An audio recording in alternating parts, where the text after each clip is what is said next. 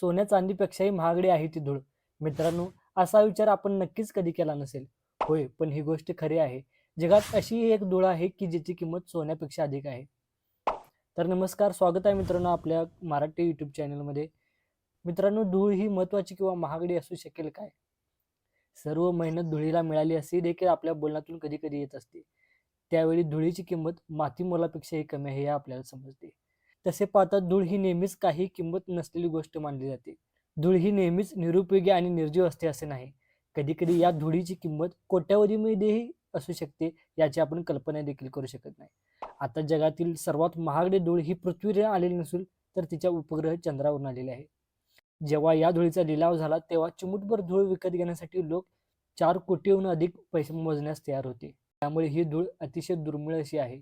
Apollo 11 चंद्र मोहिमेनंतर बोनहाम्स येथे त्या धुळीचा लिलाव करण्यात आला. एप्रिल 2022 मध्ये $50 लाख म्हणजे 4,16,00,000 रुपयापेक्षा जास्त किमतीला या धुळीचा लिलाव झाला.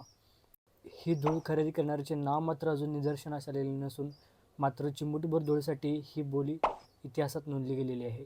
ही धूळ अपोलो 11 मोहिमेदरम्यान अंतराळवीर नील आर्मस्ट्राँग यांनी आणलेली आहे. जगातील फक्त 3 देशांकडे चंद्राची धूळ आहे.